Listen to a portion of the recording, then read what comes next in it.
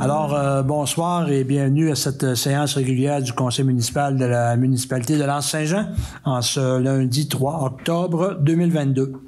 Donc, ouverture de la séance. J'aurais besoin à ce moment-ci d'une proposition pour l'ouverture de la séance. Proposée par M. Yvan Côté, appuyé de M. Carl Brassard. Point 2, lecture et adoption de l'ordre du jour. Je vais demander à M. Desbiens de nous en faire la lecture. Oui. Alors, point 1, ouverture de la séance. Point 2, lecture et adoption de l'ordre du jour. Point 3, lecture et adoption des procès-verbaux. À 3.1, dispense de lecture et adoption du procès-verbal de la séance régulière du 12 septembre. Au point 4, lecture et adoption des comptes du mois. 4.1, acceptation des comptes et paiements directs de septembre 2022. Au point 5, renouvellement des petites caisses, on n'en a aucune. Au point 6, lecture de la correspondance. 6.1, club de compétition de ski du Mont-Édouard. Au point 7, administration. 7.1, situation financière au 31 août 2022. 7.2, report de vacances annuelles 2022. M. Jonathan Desbiens. 7.3, report de vacances annuelles 2022, Mme Annick Boudreau. Au point 8, les travaux publics. 8.1, M. Tommy Lavoie, requête pour le déneigement des chemins de tolérance 2022-2023, rue Ephraim-Wood. 8.2, M. Jonathan Cabot, 28, chemin des Pins, demande de prolongement du déneigement du chemin des Pins. Ensuite, 8.3, chemin de tolérance 2022-2023 reconnu par le conseil municipal. Au point 8.4, développement immobilier Le Croissant Inc. Troisième amendement, une promesse d'achat et de vente. 8.5, demande de branchement au réseau d'aqueduc pour la résidence située au 12 rue des Galets. Au point 9, urbanisme. 9.1, recommandation CCU 73-2022, demande de permis de construction, M. Roger Blanchette, 152, chemin de Vébron, lot 6 144 127. 9.2, recommandation CCU 74-2022, demande de permis de rénovation, M. Louis Lavoie, 372, rue Saint-Jean-Baptiste. Au point 10, sécurité publique, on n'a aucun point. Au point 11, loisirs, culture, tourisme et vie communautaire, on n'a aucun point. Au point 12, Varia. 12.1, transport collectif, bonification du service. Au point 13, rapport des comités information. 14, période de questions, 15, fermeture de la séance. Merci, M. Desbiens. Donc, une proposition pour adopter l'ordre du jour, proposé par M. Daniel Boudreau, appuyé de M. Michel Boudreau. Merci. Point 3, lecture et adoption des procès-verbaux. 3.1, dispense de lecture et adoption du procès-verbal de la séance régulière du 12 septembre 2022. Donc, tout le monde en a pris connaissance, pas de questions, tout était conforme à nos discussions. Donc, ça me prendrait une proposition pour accepter la dispense de lecture du procès-verbal de la régulière du 12 septembre. Proposé par M. Claude Bouchard, appuyé de M. Daniel Corbeil. Merci. Point 4, de lecture et adoption des comptes du mois. 4.1, acceptation des comptes et paiements directs de septembre 2022. M. Desbiens. Oui. Alors, au niveau de l'acceptation des comptes, on a un total des comptes fournisseurs de 1 515 498,10. Là-dedans, ben, on sait là, qu'on a notre projet là, Action Projex, là, 23,5 millions. Là, donc, il faut s'attendre là, dans les prochains mois à avoir des montants quand même assez élevés. Donc, pour notre gros projet, on a un montant de 1 477 229,26.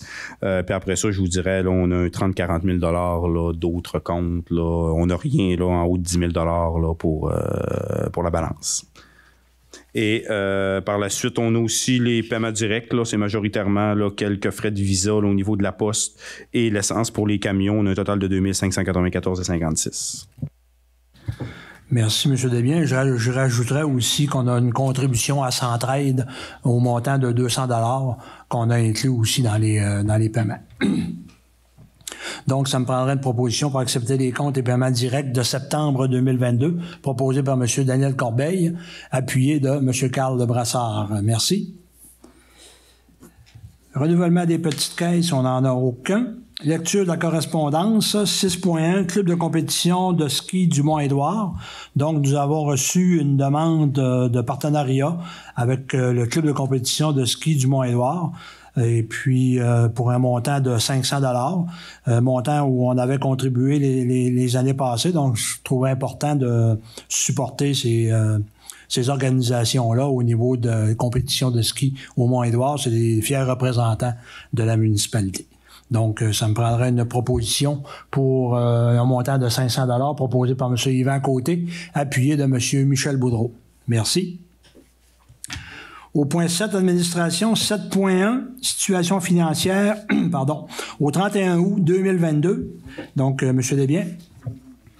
Oui, alors on a sorti la situation financière au 31 août, puis on a fait une extrapolation là, de 4 mois là, pour se ramener au 31 décembre. Au niveau du document là, qui vous a été transmis, là, ce qu'on constate, là, c'est qu'on s'attend là, à terminer là, l'année 2022 en équilibre. Là, donc, on n'a pas un gros écart là, positif-négatif là, versus au global là, versus le budget là, qui avait été initialement proposé au niveau du Conseil. Merci, M. Desbiens. Est-ce qu'on devait adopter une résolution? Oui, hein? Oui, hein? Excusez-moi. Donc, un proposeur, un secondaire proposé par M. Daniel Boudreau, appuyé de M. Claude Bouchard. Merci. Au point 7, pardon. 7.2, rapport des vacances annuelles 2022, M. Jonathan Desbiens. Donc, M. Desbiens nous fait une demande pour reporter ces vacances qui n'ont pas été utilisées en 2022 pour être utilisées là, en 2023 ou à la fin de son contrat. Naturellement, avec le manque de personnel, de ressources qu'on a actuellement, nos gens à l'administration font des heures supplémentaires. Donc, ça me prendrait à ce moment-ci une proposition pour accepter de reporter les heures de vacances de M. Desbiens. Donc, un proposeur proposé par M. Carl Brassard, appuyé de M. Yvan Côté. Merci. 7.3, rapport de vacances annuelles 2022, Mme Annick Boudreau. Donc, pour les mêmes raisons. Donc, Annick Boudreau demande de reporter ses heures, là, je ne me rappelle plus du montant total, là, 239 heures, mais ça comprend toutes les vacances, là. OK. Donc, ça me prendrait une proposition pour accepter. Proposé par M. Michel Boudreau, appuyé de M. Claude Bouchard. Merci. Nous sommes rendus au point 8, travaux publics. 8.1, M. Tommy Lavoie, requête pour le déneigement des chemins de tolérance 2022-2023 dans la rue Ephrem Hood. Donc, nous avons reçu une demande de M. Tommy Lavoie qui demeure dans la rue Ephrem Hood, étant donné que il y a 2 résidences dans ce secteur-là, et les 2 résidents ont signé la demande de déneigement du chemin de tolérance, on accepterait là, sur proposition cette demande-là. Donc, j'aurais un proposeur proposé par M. Yvan Côté, appuyé de M. Daniel Boudreau. Le point 8.2, M. Jonathan Cabot, 28 Chemin des Pins, demande de prolongement du déneigement du Chemin des Pins. Donc, dans le même ordre d'idée, on a reçu une demande pour prolonger le déneigement.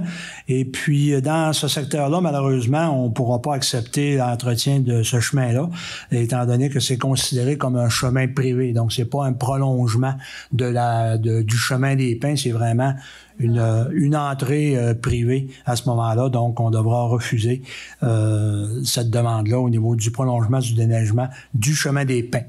Ça me prendra à ce moment-ci une résolution, une proposition pour ce refus-là, proposée par M. Carl Brassard, appuyé de M. Michel Boudreau. Merci. Chemin de tolérance 2022-2023 reconnu par le conseil municipal, donc dans le même ordre d'idées. Alors, on doit passer naturellement une résolution pour autoriser justement là, le déneigement dans les chemins de tolérance qui sont autorisés par la municipalité. Rapidement, chemin des Malaises, chemin des Pins, chemin Riviera du Domaine, la rue Côté, le chemin Bonne-Entente, la rue des Cimes, la rue des Cévennes, la rue de Lozère, le chemin de Vébron, le chemin du Boisé, le chemin des Plateaux, la rue Ephrem Hood et le bout de l'Hermine.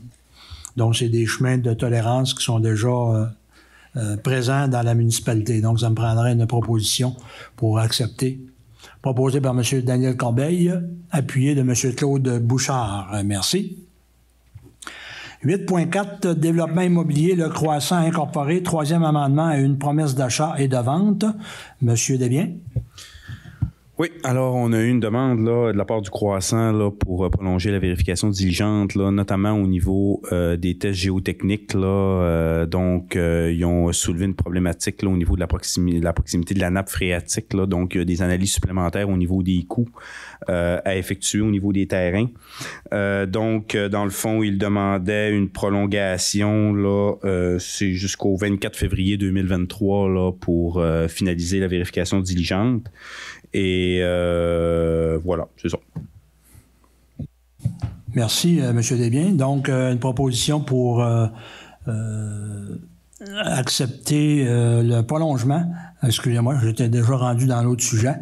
Accepter le 3e amendement, une promesse d'achat et de vente proposée par M. Yvan Côté, appuyé de M. Carl Brassard. Merci. Demande de branchement, réseau d'aqueduc situé au 12 rue des Galets, le point 8.5. Je vais demander à Mme Annick Boudreau de nous en faire la description. Oui, c'est M. Michael Houd et Nancy Dion qui demandent que le 12 rue des Galets soit branché là, à l'aqueduc municipal. Donc, le service, comme on n'a pas de service présentement de travaux publics, donc c'est le service d'urbanisme qui a fait l'analyse et une recommandation là, positive dans ce dossier. Merci beaucoup. Donc, un proposeur, un secondaire, proposé par M. Daniel Boudreau, appuyé de M. Michel Boudreau. Merci. On est rendu au point 9, urbanisme, 9.1. Recommandation CCU 73-2022, demande de permis de construction, M. Roger Blanchette, au 152 chemin de Vébron, sur le lot 6 144 627. C'est un bâtiment complémentaire. Remise patio. Je vais demander à M. Corbeil de nous faire la description. Oui, c'est ça. Donc, on a pris connaissance de la demande de M. Blanchette la semaine dernière et puis on va autoriser, on va recommander par contre au conseil, mais avec une étude de sol, étant donné la situation là, du terrain sur lequel il veut mettre son bâtiment accessoire. Il faut que ce soit une étude de sol qui soit aussi concluante. Là, donc, ça va être conditionnel à ce que ce soit concluant au niveau de l'étude de sol. Je vais en faire la recommandation d'ailleurs. Merci. Donc, proposé par M. Corbeil, appuyé de M. Yvan Côté. Merci. 9.2, recommandation CCU 74-2022, demande de permis de rénovation, M. Louis Lavoie, 372 rue Saint-Jean-Baptiste. Je crois que c'est un changement de porte. Effectivement, c'est M. Lavoie fait le changement de ces 2 portes extérieures. C'est dans le PIA, c'est conforme, donc on fait la recommandation d'autoriser M. Lavoie à sa demande. Merci. Ça peut paraître banal, changer des portes, mais quand on est dans un secteur patrimonial avec un PIA, je pense que c'est important que les gens s'assurent de respecter notre PIA et le secteur patrimonial, entre autres. Donc, on a fait la proposition, M. Corbeil, appuyé de M. Claude Bouchard. Merci. Sécurité publique, nous n'avons aucun point. Loisirs, culture, tourisme et vie communautaire non plus. Point 12, Varia. Donc, on a le transport collectif, une bonification de services. Donc, avec la MRC, on a eu une présentation pour justement bonifier là, le transport adapté et collectif au niveau de la municipalité. Et dans la recommandation, dans la proposition, la résolution qu'on veut passer, c'est de permettre finalement d'ajouter une journée, soit le mercredi, pour le transport collectif et adapté aussi. On sait qu'on a déjà le transport du lundi, mardi, jeudi, vendredi.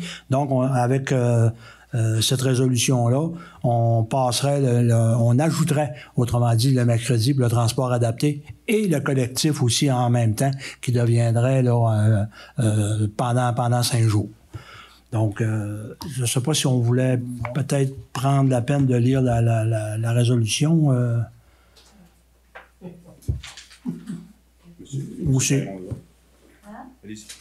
Moi, je l'ai, là, attendu que la firme Vecteur 5 a réalisé un diagnostic de la situation du transport pour le compte de la MRC du Fjord du Saguenay afin d'élaborer un plan de développement du transport durable, attendu qu'un service de transport collectif est offert dans le Bas-Saguenay par le transport adapté du fjord. Attendu que 3 scénarios ont été proposés afin de bonifier l'offre dans le Bas-Saguenay. Attendu que les conseils municipaux de Rivière-Éternité, L'Anse-Saint-Jean et Petit-Saguenay souhaitent améliorer l'offre de transport collectif sur le territoire. Donc, il est proposé et appuyé que le conseil municipal accorde son appui à l'ajout d'un service le mercredi matin et soir pour compléter l'horaire du transport adapté du fjord et du transport collectif aussi naturellement. Donc, c'est la résolution. Donc, ça me prendrait à ce moment-ci un proposeur et un secondeur. J'aimerais, si vous permettez, oui. J'aimerais qu'on mentionne qu'on supporte le transport collectif du lundi au vendredi. Exact. Aussi, s'il vous plaît, dans la résolution. Très bonne précision, M. Boudreau. Merci. Donc, est-ce que vous en faites la proposition, M. Boudreau? Oui, je venais en faire la proposition. M. Daniel Boudreau, appuyé de M. Claude Bouchard. Rapport des comités et informations. Donc, justement, M. Boudreau, vous allez nous parler du rappel de la politique MADA. Oui, juste un petit rappel pour la population, pour leur rappeler que que le 27 mars à 13h30, il va y avoir la présentation de la politique MADA pour les municipalités. 27 mars? Mars. Octobre. Octobre. Pour la présentation de la politique des municipalités amies des aînés pour Lens. Ça va avoir lieu à la salle municipale, à la petite école.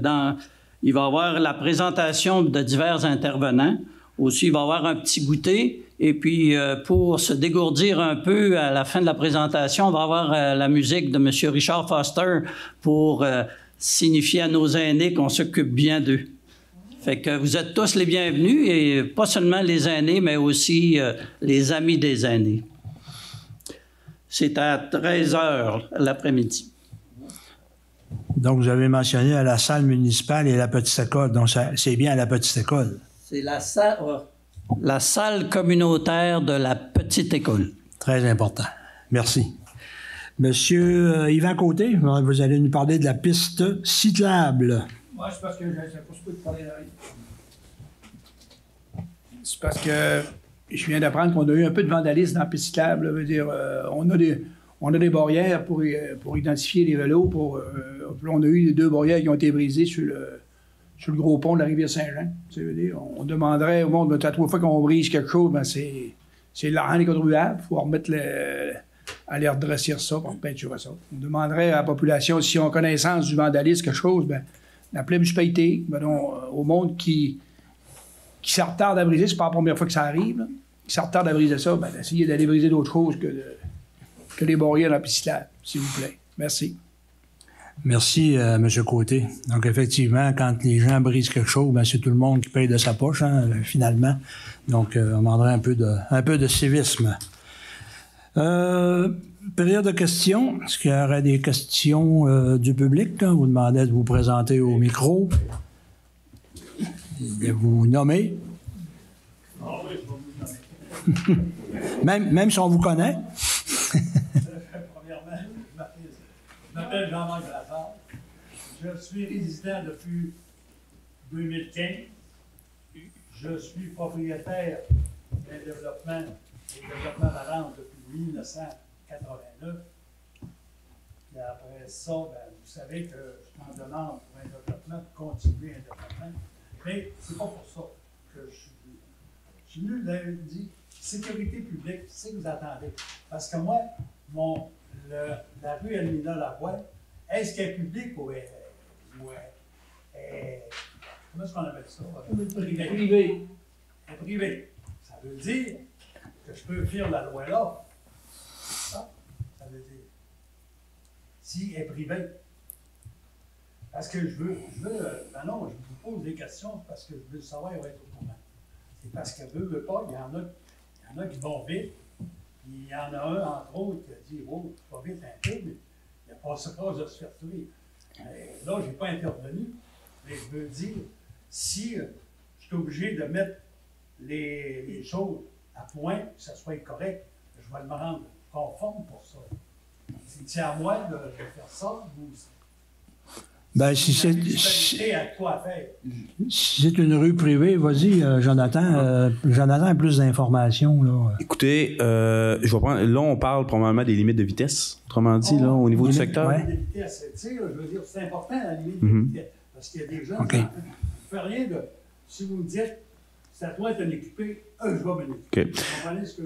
Je vais aller faire les vérifications parce qu'au niveau de l'établissement des limites de vitesse sur le territoire, il faut que je regarde est-ce que il faut quand même avoir l'aval du conseil ou est-ce qu'un propriétaire privé là, peut définir une limite de vitesse là, par lui-même au niveau de son secteur. Je vois par exemple dans un concept absurde, une personne qui aurait un chemin privé pourrait-il mettre un maximum de 120 km/h sur son chemin? Je pense que ça aurait comme pas de bon sens. Fait que faut quand même que je regarde. Je sais que dans des secteurs urbanisés, on a des limites à 50, etc. Est-ce qu'un propriétaire privé pourrait le descendre à 40 ou à 30, par exemple, parce que lui note une différence au niveau, une problématique particulière au niveau de son secteur? Je le prends en note, puis je vais revenir avec ça. Je vais probablement regarder avec l'MTQ, là, eux autres de leur côté doivent avoir l'information. J'ai déjà payé un ticket, ça faisait longtemps, puis après ça, les polices sont arrivés. J'étais à mon conteneur, dans le fond du bois, avec mon cateau. J'avais mon casque, il n'était pas attaché. Il m'a envoyé ça m'a coûté 160 pièces. Je lui ai demandé jusqu'à allait l'argent parce que je lui ai donné au pot. Ils ont dit non, ça va revenir à la municipalité. Ben, dans ce cas-là, je ne sais pas que. Mais il m'a dit qu'on était dans la province de Québec, que la loi était. Ouais.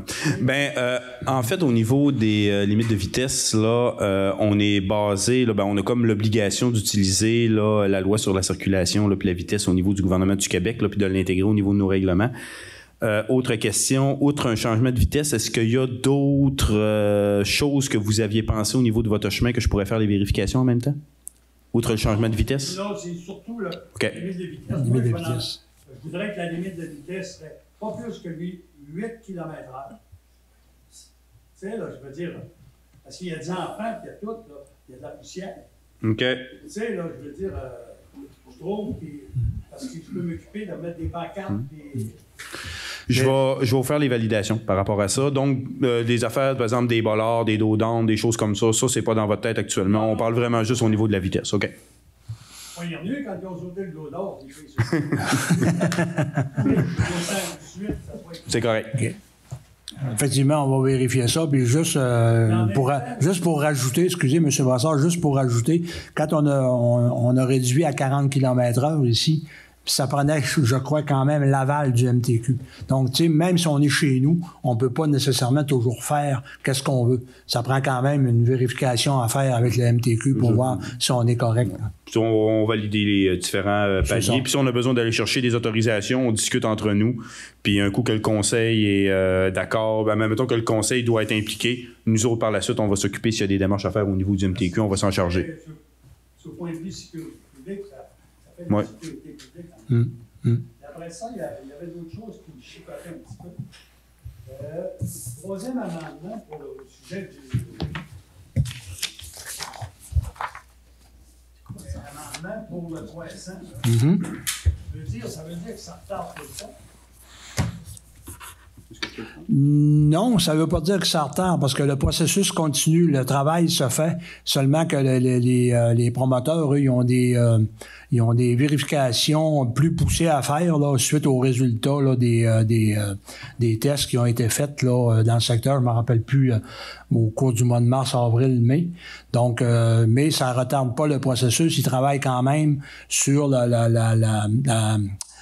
l'usine de traitement des eaux usées par rapport au certificat d'autorisation. Donc, le processus se continue pareil.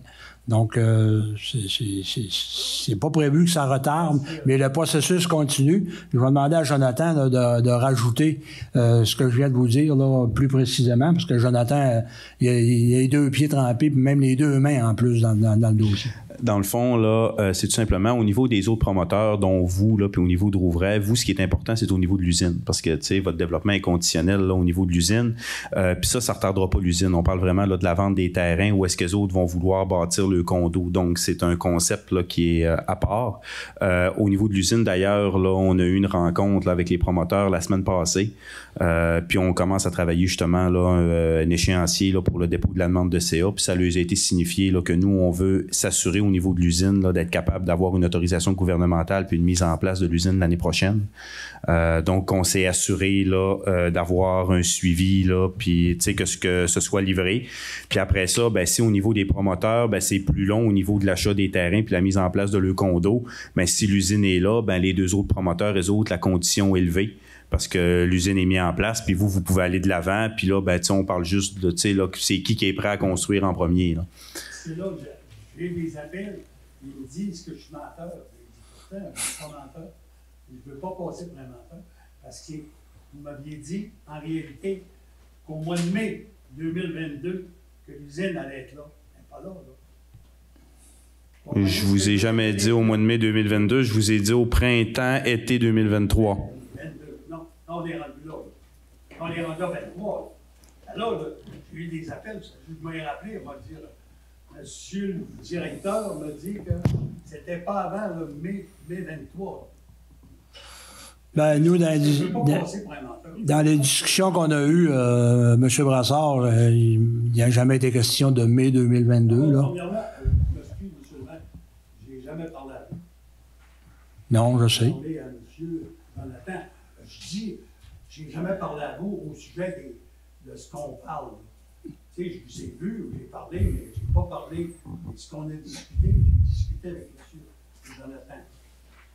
Après ça, je me suis toujours dit, vers le mois de mai, ça serait supposé être prêt. Ça serait supposé, c'est ça, m'avait dit. Oui, mais écoutez, là, il y a dû avoir un malentendu parce que c'est impossible que j'ai dit mai 2022. On a fait les premières acceptations en septembre 2021. Puis, tu sais, je veux dire, à ce stade-là, on était encore en plan d'aménagement, puis on n'avait pas fait nos rencontres publiques là, qu'on a faites justement en 2022. Puis, on voulait s'assurer de faire les rencontres publiques au niveau de la population avant d'aller en demande de CA. Donc, je ne sais pas s'il y a une confusion là, à la date où l'année que j'ai faite, mais ce que je vous dis, je suis désolé si j'ai dit 2022, j'ai pas mémoire d'avoir dit 2022, mais j'ai tout le temps parlé de printemps-été 2023. On espère se rendre là. Ça va dépendre au niveau des délais de la demande de CA, parce que c'est sûr que la demande de CA, si on a juste une série de questions, puis qu'après ça, c'est réglé, ça va aller quand même rapidement. On peut penser au printemps. Si, par exemple, mais si le ministère de l'Environnement nous envoie 3 ou 4 séries de questions, bien, c'est sûr qu'à ce moment-là, on peut déborder à l'été, début de l'automne. Est-ce qu'il y a 38 propriétaires, futurs propriétaires, d'autres, là, ils ne m'ont pas appelé tous les 38, mais j'en ai 3-4 qui m'ont dit que, donc, M. Brassard, comment ça va? Je dis que ça suit son cours. Mais là, je me suis fait marquer que j'étais menteur parce que d'habitude, ça avait été supposé être au premier. On m'a dit ça. OK. Ben, écoutez, je vais rappeler que je vais les rassurer. Puis, ce que je vous ai dit dans les 3 dernières rencontres qu'on s'est faites, tu sais, je vous avais signifié, écoutez, les gens, je ne pense pas qu'ils vont avoir un permis de construction, qu'ils vont pouvoir bâtir avant l'automne 2023. Ce qu'on s'était parlé, puis ça vous avait été signifié. Vous avez dit, dites-le à vos acheteurs. Tu sais, dans le meilleur des mondes, si notre calendrier au niveau de l'usine va bien, les gens, peut-être au niveau de l'automne, vous allez avoir vos permis de lotissement, puis à ce moment-là, les gens vont pouvoir acheter. S'ils se dépêchent bien vite, peut-être qu'ils vont pouvoir se construire à l'automne 2023. Ça se peut que ça déborde en 2024. Mais ça, on s'en est parlé, là. On va dire probablement que ça va être prêt pour... Oui, bien, de toute façon, on est enregistré là, en séance publique. Là, fait que s'ils écoutent la séance, ils vont être capables de voir cette information-là eux-mêmes. Ben, écoutez, gars, ça tombe bien. Là, je vous donne des dates, puis on est enregistré. Comme ça, vous pourrez me sortir le tape si jamais vous me dites que j'ai donné une mauvaise date.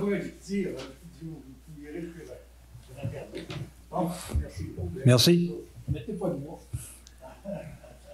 D'autres questions? Oui. J'ai eu connaissance du mémoire qui a été fait par la Société de développement du Mont-Édouard. Je veux savoir, est-ce qu'on va rendre ça public? Non, ça ne sera pas rendu public. On n'a pas eu l'occasion là, de préparer les réponses, mais les gens qui ont soumis des mémoires, ils vont avoir des réponses. Est-ce que tout le monde a eu connaissance du mémoire? Oui. Oui. Est-ce que M. Jean-Marc, est-ce qu'il peut en avoir une copie? Une copie du mémoire? Ben oui, c'est public, il n'y a aucun problème. Merci beaucoup. Merci. Donc, ça me prendrait à ce moment-ci une proposition pour la fermeture de la séance. Proposée par M. Yvan Côté. Merci. Donc, bonne soirée à tous et prochaine séance le 7 novembre 2022. Merci.